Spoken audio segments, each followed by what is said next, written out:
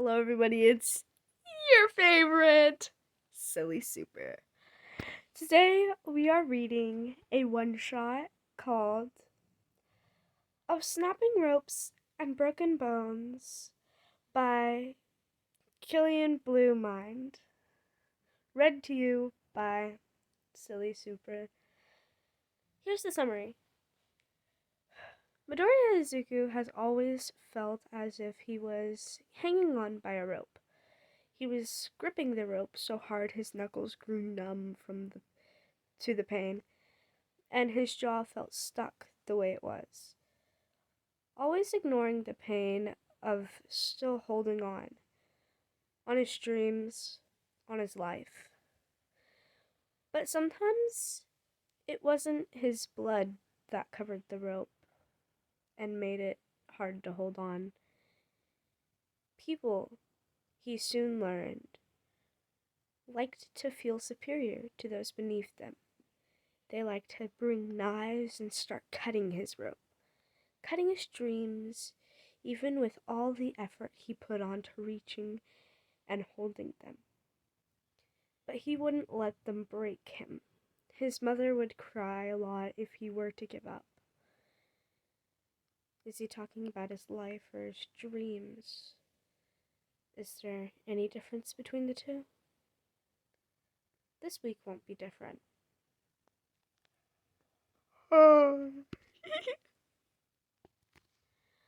Izuku always felt like he was hanging on by a rope. He was gripping the rope so hard his knuckles grew numb to the pain, and his jaw felt stuck the way it was, always ignoring the pain of still holding on his dreams, on his life.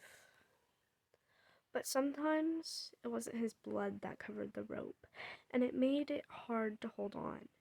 People, he soon learned, liked to feel superior to those beneath them. They liked to bring knives and start cutting his rope, cutting his dreams, even with all the effort he put into reaching and holding them. But he would never let them cut his rope fully. Never. His mother needed him. She'd be distraught. Nay, more than just distraught if his dreams died.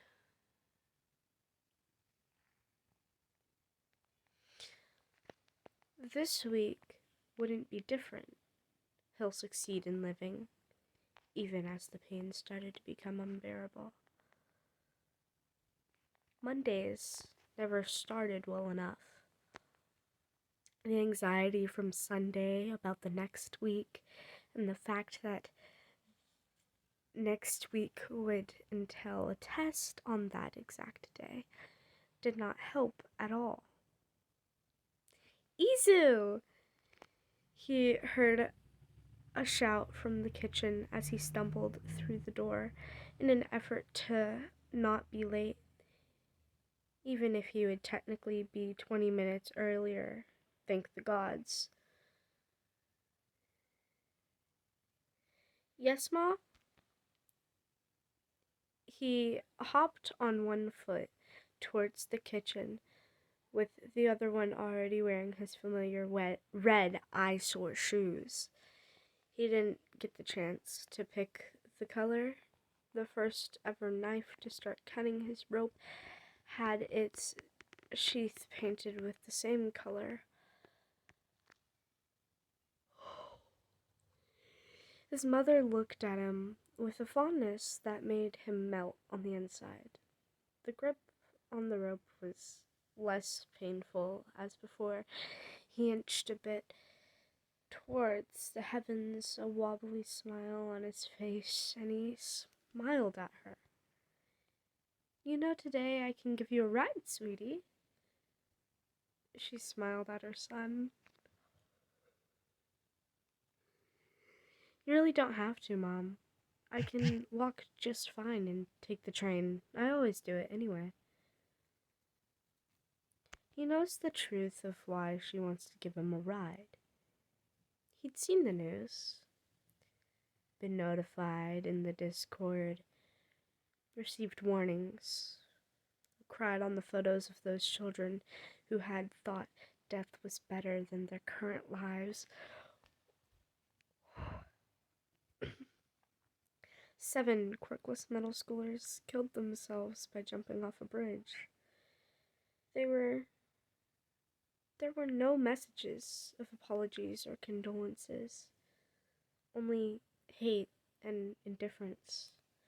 Another knife, just as sharp as the others, tried to cut his rope, but he took it and threw it away. His mother was more than enough reason to not let it snap. He had to remain strong for her.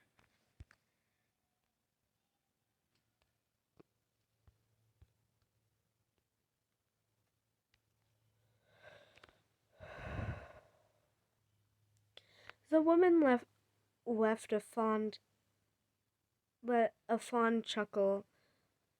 out a fond chuckle before pinching his cheek. I want to give my wonderful son a ride before his last week in second year of middle school. Is it too much to ask to be included in what you boys do? Her smile was as gentle as her eyes, and he ducked his head a little in an effort to stop the gnawing feeling in his chest at the thought of her seeing how the school was treating him. His blush from appearing too much. I promise I won't embarrass you in front of your friends, Izu.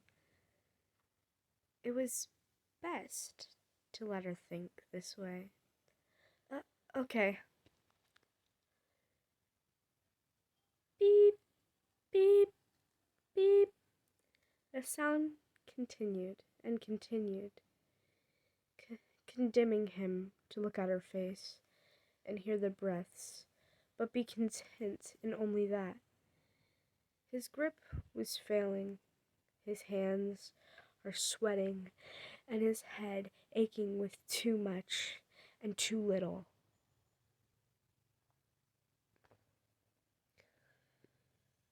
He didn't dare to look away, didn't dare to breathe too loud, didn't dare to touch her more than the hand she's holding.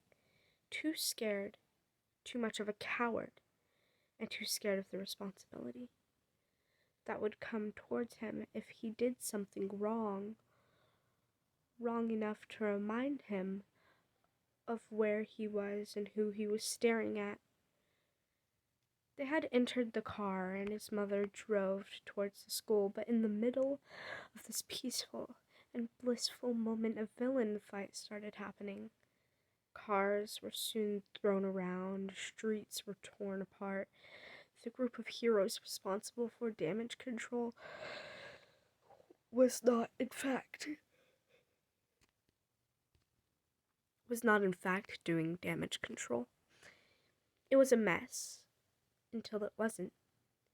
He saw the big chunk of concrete falling towards them in slow motion. If he wasn't frozen in fear, maybe he'd have had the urge to run away and pull her with him. But instead, she pushed him away. And now they're here. Beep, beep, beep. His breath was steady. His hands were sweating. His heart rate was rising, and he knew that, but also couldn't be bothered.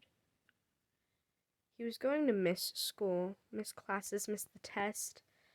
His grades would drop, but he couldn't let go of her, of the rope.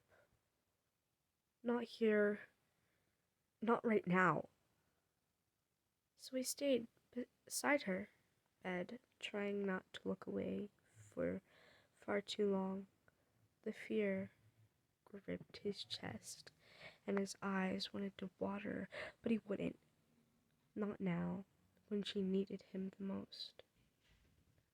And tried not to squeeze her hand too much. Beep, beep, beep. Try not to glare at the doctor, who was passing from patient to patient, but refused to treat his mother other than giving her a few stitches on her external wounds, despite them all having received the news she had internal wounds too.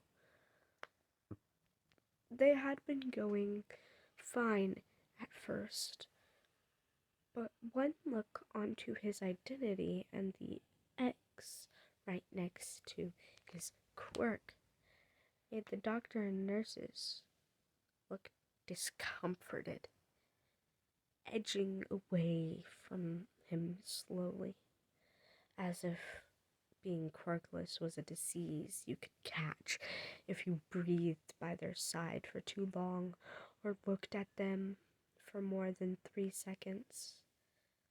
The knives they weld were cutting more and more of the rope that was wretched in sweat and blood. His palms were burning with pain and new open wounds that he'd been so sure were closed just minutes ago. But he held on. So many years of holding, and now he was faltering. How weak. Tears in his eyes, he begged to the skies above him for help. A shuddering breath at his side had him opening his eyes. When had he closed them? Why had he closed them? He could do nothing but stare as she remained silent throughout his cries. Beep, beep, beep, beep. Mom? The silence stretched thin in the room as one of the doctors finally seemed to realize one of their patients was going to need proper treatment and moved forwards only to be held back by the other doctors. Mom! And just like the skies above the quirkless boy, the mother remained silent, and the doctors remained unhelpful. Izuku was at the edge of the rope, his hands red from the blood and abuse they had passed, his throat dry and thick with emotion as he passed through the halls of the school. It was the next day. He didn't have anywhere else to go. And yet he felt like yesterday was ages or moments ago. He couldn't understand. Things were going too fast, yet not fast enough. He opened the door. Midoriya, you're late. Or was it the very same day? He could remember waking up to his alarm perfectly on time. No, he remembers. He had stared at his ceiling for what seemed like an eternity. He could find it in himself to care. He nodded and went to his seat. He froze at the sight of red. Spider lilies were sitting on his desk.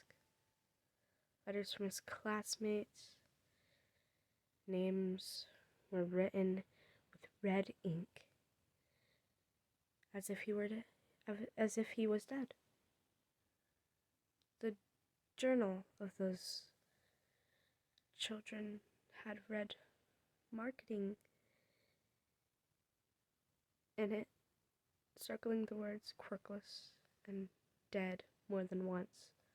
Those poor quirkless human souls whose fate was decided when they were 4, as if they were mocking him. No matter how much you bled, no matter how hard you grip, no matter how loud you cry, you were already destined to fall off that rope. He looked up at the teacher, who was whistling a tune. One cut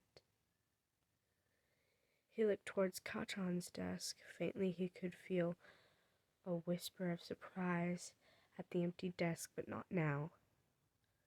He looked at his classmates who covered their faces with their hands in an effort not to laugh, as if it was funny, as if his death was just another joke. More cuts. And he supposed it would be, wouldn't it? The knives cut and cut and cut. But now he just stared at them in disbelief. Why were they doing this? Did they truly like to hurt him so bad? See his dreams be torn apart before his face and then laugh at his tears? Is this how heroes act? Midoriya, are you even listening to me, child? Deep cuts. His rope was snapping slowly, as if giving him time to process it. He blinked and stared at the blood dripping down his hands in disbelief. Does that mean that all of these tears, this pain, this amount of blood, it was all for nothing? Was his hope, his effort, all for nothing? He slowly looked at the teacher, whose face was red and a bit disheveled. Oh, so you're finally listening to me, huh? The man huffed. I said go take the trash away and get in your seat already. I excused your tardiness because of your mother's condition, but this is already unacceptable. It hit him that they knew. They knew. He looked at the red. Red of the spider lilies, red of the ink on their letters, red of his shoes, red of his blood, red of his rope he was holding. He swore that he was. But as he looked at their laughing and nonchalant faces and gripped the spider lilies in his hand hard enough for them to be torn apart, suddenly something happened. No, not just something. Suddenly the rope snapped.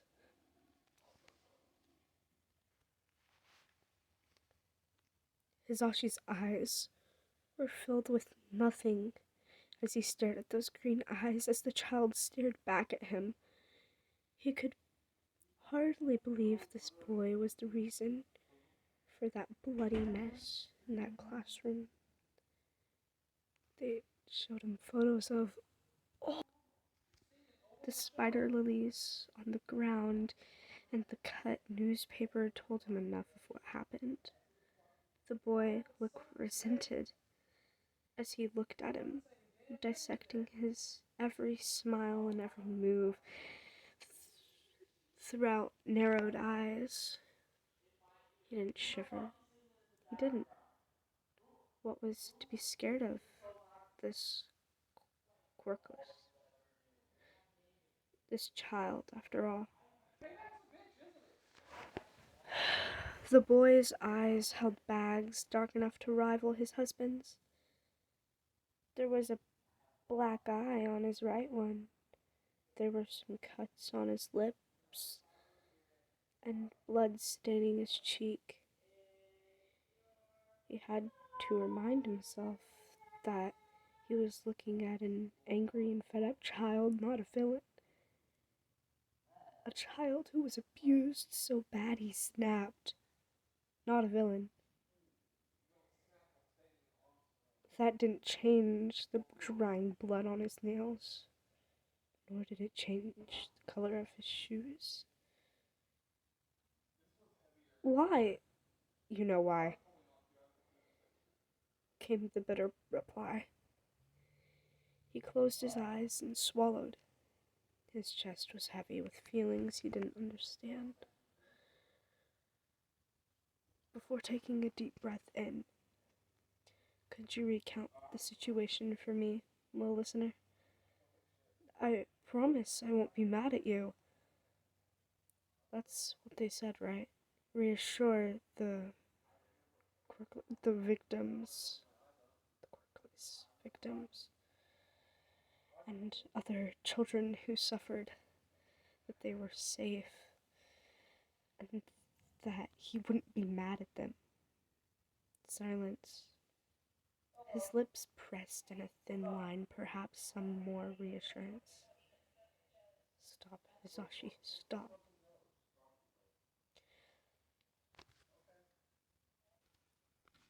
Look, kid, I'm not mad at you. In fact, I can even understand. Don't pretend you understand. The boy stood up and reached for Hisashi, who didn't know what to do. Thought he was going to get hurt, so he took a step back. He didn't activate his quirk. His first reaction was to get away from him. Judging from the boy's clenched fists, he saw through him. Noticed, too. The boys, that's a child, Hisashi. Remember that. Eyes narrowed, and his teeth were bared towards him in a feral manner. Nothing on Hisashi's face betrayed the slight shiver that ran down his spine as he saw how bloodied they were. He held his arms up in surrender. Seeing both his arms seemed to calm his a bit, but Hisashi saw the way his eyes narrowed every time he opened his mouth. Hisashi let his arm down slowly, letting him know that he wouldn't do anything. Perhaps it would be the best if it wasn't him, the one who did the interrogation. The kid was too smart to be manipulated by his smiley demeanor, and he also seemed to know why he was there. He was a smart and sharp kid. Pity that he was already on the wrong side of the law.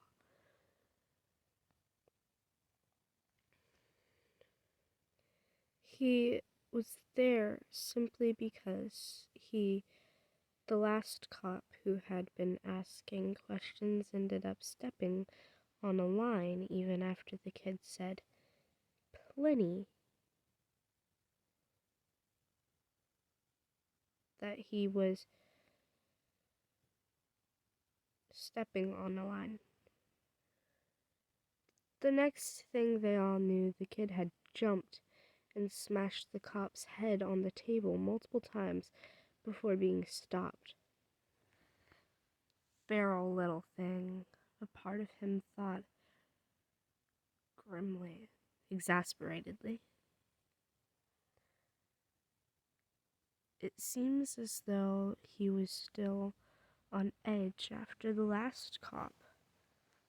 He could either wait or let someone else do the job. He huffed and gathered his papers. After a while, he knew just who to ask. I'm sorry, dear. I think I heard you wrong. Could you repeat that? The voice on the line sighed. Hey, Nim. I was called to a school after one of the students managed to beat the living shit out of 7 students and 1 teacher. No, I heard that right. What was the other thing you mentioned? He stabbed 5 students' eyes with a pencil, bit them all until he drew blood, managed to chunk out a part of their flesh with his teeth, and used the teacher's face to wipe the bloody floor. Literally. There was also several cuts and broken bones. Nemuri grinned viciously at that, but shook her head.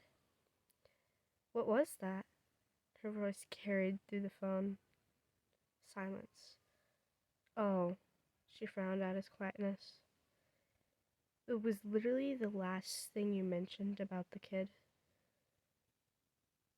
Hisashi, wasn't it? Yeah, he's quirkless. She frowned even more before smoothing her face. Everyone has their own bias. It was fine, but she guessed if there was someone who could overcome them, would be Hisashi. Perhaps she could help him by helping the kid. All right, but call Shoda too. I'm sure he'd get all grumpy over the fact that he wasn't invited too. Plus, I'm sure he has more experience on this field. Seriously? This field? Fuck you too, Nemuri. You should be the unbiased one he called.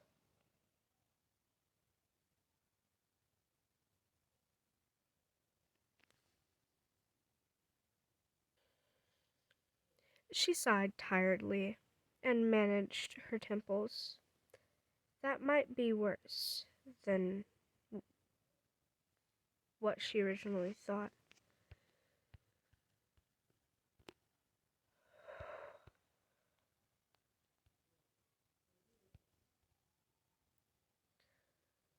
A shoulder-shaking laugh broke from the gruffy-looking man as he struggled to hold his laugh.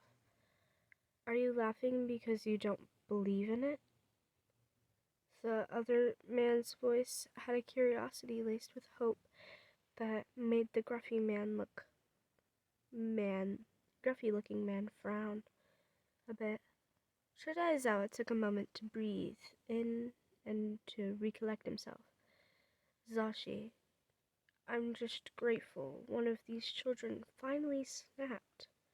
You have no idea how many kids I've seen try to... He stopped and stomped down the guilt that turned in his stomach. He was, like always, the first one to see those children on the ground. There was so much blood, and so many children. He got overwhelmed. Who should he treat first? Who should he prioritize for the best outcome? Sometimes Shoda hated logic. He just wanted to cradle these children and out them in better places. But he couldn't. And he wouldn't be able to anyways. Having known they were hopeless no matter what he said or did, the exact second he caught sight of those eyesore red shoes, he didn't sleep at all that night. There was a moment before Hisashi sighed tiredly, and Shoda could already vividly imagine his husband taking his glasses down and wiping them clean. Sorry to bring you into this mess. Nim was the one who recommended but we both can get this alone. A slow blink as he frowned himself. Zashi, this kid just fought back. I know this is a shitty reason, but honestly, considering the abuse they suffer and the statistics, I want to meet him. Why? She frowned even more. What do you mean, why? I just... Coldness started spreading down his limbs. He gripped his phone with so much strength. He thought he could break it. Zashi.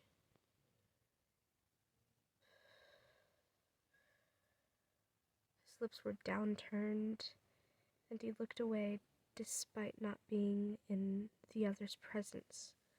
I'll go. Okay. Police station, right? Yeah. He bit the inside of his cheek and pinched the bridge of his nose. Maybe this can help you, he hesitantly said. I have nothing wrong with me, was the immediate reply. Nor does the kid.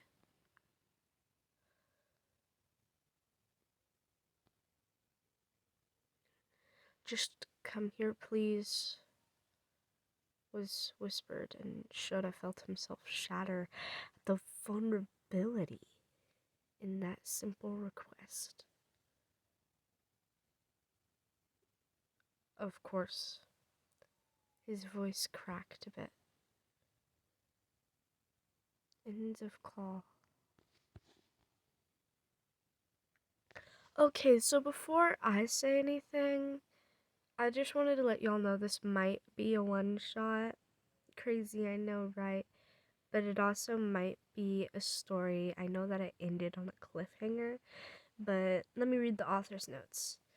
Don't expect upcoming chapters. I may have some major ideas on how to continue this, but I don't really know if I will. This was just an idea that popped into my mind some nights ago.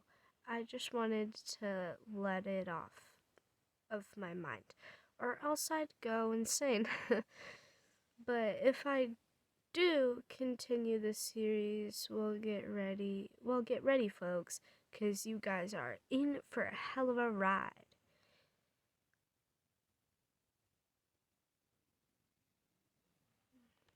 Okay, so I'm gonna leave kudos. Make sure to hop on over to this wonderful person's page. Just to leave kudos or just be nice, man. Just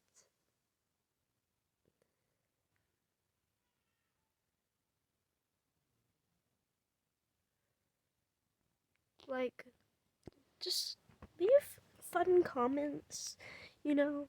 But if I do get into legal trouble with this person for podficking it, I won't post this podfic. I gotta ask before I post it. But I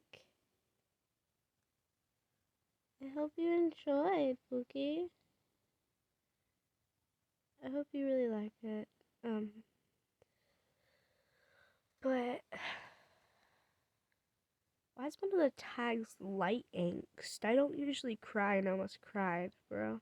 Anyway, that was of snapping ropes and broken bones, not snapping bones. I'm a little stupid. By Killian Blue Mind. Okay. Make sure to hop over to AO3 and read it and give kudos because the writing style was really hard to speak. I don't know, see for yourself.